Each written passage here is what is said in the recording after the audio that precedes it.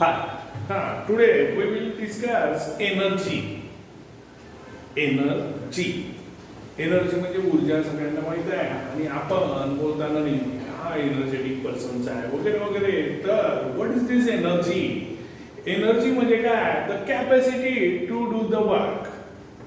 की कोणतेही कार्य करण्यासाठी आपल्या जवळ जी काही क्षमता असते that is referred as energy. So the energy, the capacity to do the work. Okay, so we will see why does it happen. तर हे का बरं घडते? तर अशी खाली उदाहरणं दिलेली आहे आणि त्याला आपल्याला एक्सप्लेन करायचं आहे की हे का बरं घडते. तर बघा पहिलं, if a pot having a plant is kept in the dark. जर पॉटमध्ये प्लांट आहे आणि त्याला जर आपण डार्कमध्ये जर ठेवलं तर द प्लांट लँग्विशेस, मग तो कोमेजून जाते प्लांट्स. तर रिझन आहे की जर समजा आपण त्याला डार्क मध्ये जर ठेवलं तर त्याला लाईट एनर्जी फ्रॉम द सन मिळणार नाही. सन पासून जी काही लाईट एनर्जी मिळते ती त्या प्लांटला मिळणार नाही आणि लाईट एनर्जी जर अब्सेंट असेल तर तो फोटोसिंथेसिसची प्रक्रिया करू शकत नाही. That plant cannot synthesise their own food as because for the photosynthesis the light energy that is from the sun is must and that's why that plant languishes. म्हणून the plant कोमेजून जाते. the reason काय? Light energy from the सन त्याला मिळत नाही. Okay, का बरं? तर त्याला आपण कुठे ठेवलेलं आहे? डार्क मध्ये ठेवलेलं आहे. प्लांटला पॉट मध्ये लावून आहे आणि तो डार्क मध्ये ठेवला, डार्क स्पॉट. तर तिथे त्याला लाईट एनर्जी मिळणार नाही. लाईट एनर्जीच्या अब्सेन्समुळे तो फोटोसिंथेसिसची प्रक्रिया पूर्ण करू शकणार नाही, म्हणजेच अन्न बनवू शकणार नाही. म्हणून तो प्लांट कोमेजून जाते. So there is a need of light energy and that is coming from the sun. Then on increasing the volume of music system or TV beyond the limit the vessels in the house start vibrating. मग जेव्हा घरचे सगळे मोठे लोक बाहेर जर गेलेले असतात तर कॉमन वाला प्रोग्राम म्युझिक सिस्टीमचा व्हॉल्यूम जेवढा वाढवता येईल तेवढा वाढवल्या जाते आणि मग मस्त्या केल्या जातात. हा कॉमन प्रोग्राम.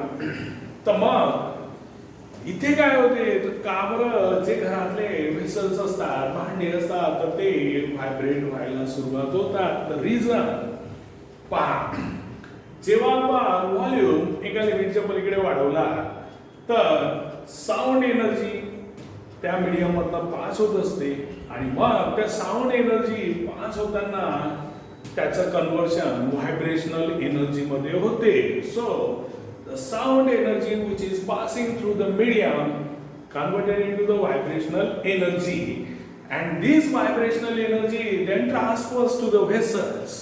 आणि मग ही व्हायब्रेशनल एनर्जी त्या व्हेसलकडे ट्रान्सफर होते आणि मग व्हेसल स्टार्ट्स व्हायब्रेटिंग आणि मग व्हेसलचं व्हायब्रेशन सुरू होते. ओके, जर आपण साऊंड एका लिमिटच्या पलीकडे वाढवला मग जी काही साऊंड एनर्जी आहे ती मीडियम मधनं पास होते आणि तिचं कन्व्हर्शन कशात होते? व्हायब्रेशनल एनर्जी मध्ये. And this vibrational energy then transfers to the vessels then the vessel starts vibrating. So here sound energy and vibrational energy collecting the sunlight on a paper with the help of the convex lens burns the paper. आता convex lens मध्ये काय असेल तर पूर्ण जे काही light rays असेल तर त्याला एकाच पॉइंट मध्ये केंद्रित करण्याचं काम असते. पण एकाच पॉइंट मध्ये एकत्रित येतात आणि मग जेव्हा पेपरवर आपण कॉन्व्हेक्स लेन्सनी लाईट कलेक्ट करून राहिलो. ओके, आणि मग ती जर समजा कॉन्व्हेक्स लेन्स तर तिथे काय होईल? जे काही लाईट रेज सन पासून येतील, ओके, लाईट एनर्जी ती पूर्णच्या पूर्ण कलेक्ट होईल पण एकाच पॉइंटवर होईल पेपरवरच्या.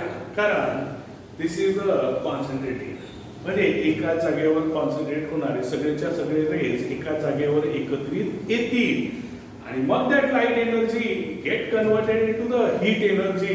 That heat energy Burns our paper. म्हणून आपला तिथं पेपर जळते. So collecting the sunlight on a paper with the help of a convex lens Burns the paper. तर कॉन्व्हेक्स लेन्स कॉन्सन्ट्रेटिंग लेन्स आहे म्हणजेच एका जागेवर सगळे रेज एकत्रित येतात आणि मग लाईट रेज जे काय लाईट एनर्जीचं कन्व्हर्शन हीट एनर्जीमध्ये होते. That heat energy burns the paper. एका जागेवर एकत्रित झाल्यावर म्हणजे पेपर जळताना दिसेल. Okay, so we have seen why does it happen. तर the capacity of a body to perform the work, the capacity of a body to perform the work is called as energy. Energy ची definition लक्षात ठेवा. The capacity of a body to perform the work is called as energy. The units of work and energy are the same. The units of work and energy are the same. Okay, energy आणि work यांचं unit same असते आणि मग आपल्याला वर्कचं माहितच आहे. तर the units in SI system is joule आणि एसआय सिस्टीम मध्ये युनिट असते joule. while in the CGS system it is erg, ERG. Okay, so while that in the CGS system it is erg. आणि मग आपण speed आणि वेलोसिटीचं पण पाहिलं होतं. मीटर पर सेकंड, वेलोसिटी पण मीटर पर सेकंड. तसंच work and energy, work and energy लक्षात ठेवा. So the units of work and energy are the same and that is joule in a SI system and erg in a CGS system. Okay, you have learned that energy exists in various forms आणि मग जी energy असते that exists in various forms आणि एका फॉर्मचं दुसऱ्या form मध्ये रूपांतर होणं continuously सुरूच असते. म्हणजेच या फॉर्म मधून दुसऱ्या फॉर्म मध्ये कन्वर्ट होईल, त्या फॉर्म मधून दुसऱ्या फॉर्म मध्ये कन्वर्ट होईल आणि various forms of energies are there and among which it is mechanical one. Mechanical energy मध्ये दोन एनर्जीज येतात. It is kinetic energy and potential energy and this twos we are going to study in our this chapter और in this syllabus. We are studying only two energies and that is kinetic energy and the potential energy. These are the mechanical energy. Mechanical energy आहे दोन प्रकारचे असतात, kinetic energy and the potential energy. And this we will study furthermore.